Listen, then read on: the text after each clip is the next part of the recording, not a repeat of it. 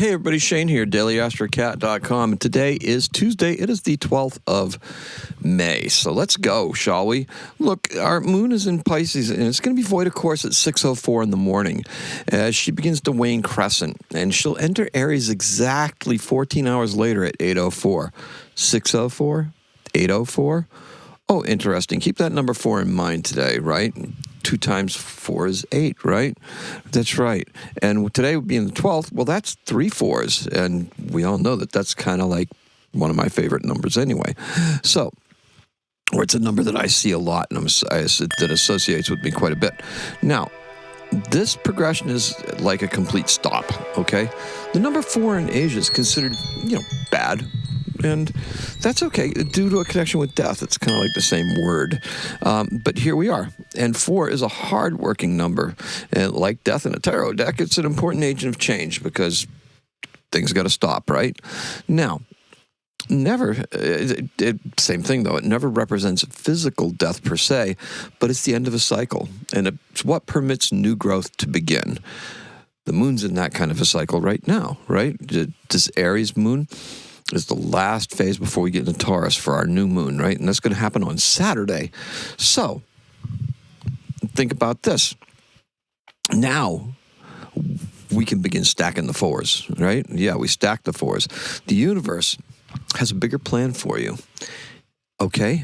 And that is if you follow your path. Because that 444 is exactly that. Now, start wrapping up changes that were initiated in the last couple of weeks. We're shifting away from the experimental and into more practical areas of what we're doing. Go ahead and initiate the last few things we need to address. The void of course moon in Pisces is ready to help, and today's keyword is finishing. And the color is red sky at night. Now we're going to find ourselves at the culminating point of the Taurus season. That's right, we're into the last third, right? That decanate that we had introduced a couple of months ago. So, we have 1 week left to fully enjoy everything that life has to offer. Now, it isn't that Gemini season is bad, but it can get scattered. Got to tell you, starting to see some results from Venus being in Gemini. And the words, they're getting good, right? We're finding them. And if we're not finding them, we're finding help to help us find them, right? That's because that communication in Gemini is very important. Now, with Venus in it, it just gets a little bit more beautiful, right? Kind of like worm tongue with better teeth, if you're a Lord of the Rings person. Okay, so versatility. Now, think about it. The mutable signs, right? Versatility is both a blessing and a curse. Gemini is a mutable sign. Aries season was so intense, and we had all that Pisces energy that we had gone through. We had Mercury retrograde in Pisces. It was still in Pisces for most of Aries season. And then we have Mercury rapidly moving through the zodiac to the next, dare I say, retrograde. So that's something to look forward to, right? Now, that versatility, that Mercurian versatility, kind of like Virgo and Gemini, yeah, it's exacting. Both of those are the mutable signs. So they're very, very, they're energy that's not necessarily easygoing, but it's something that finds a way to get stuff done. Okay, so look, when the Taurus season finally arrived, we're more than willing to let Venus do her thing by giving us, spend some extra money. Let's live it up a little, right? Yeah, we let Venus take us by our hand and lead us to splendor. Yeah, we're going to have to work for it, but when we're having fun doing something, it really doesn't feel like work, does it? Especially with that Venus and Gemini, right? It makes that talking a lot easier for as far as work is concerned. And this work ethic is reinforced by the Pisces moon. Little sticking points may be freed up with a little bit of creativity, empathy, and intuition. This is going to be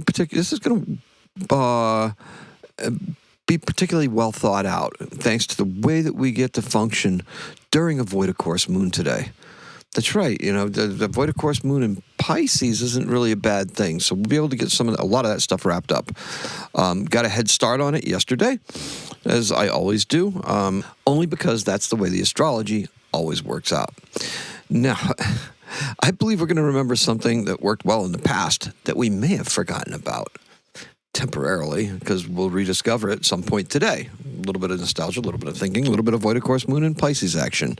Now, the next 2 days we're going to be able to push through and break out with some actions that will enhance our total offering. Oh, really? Okay, I'm waiting to see this happen. Bold creativity is certainly indicated. But first, we need to find a little tech trick to help us think outside of that proverbial box. Okay, so in 1551, San Marcos University in Lima, Peru opens, and it's the oldest continuously operating university in the Americas. And our birth is in 1981. It's Asmik Grigorian, a Lithuanian operatic soprano born in Vilnius, Lithuania. And I put that in there for someone who comments on Instagram and TikTok, Povilas Kaponis.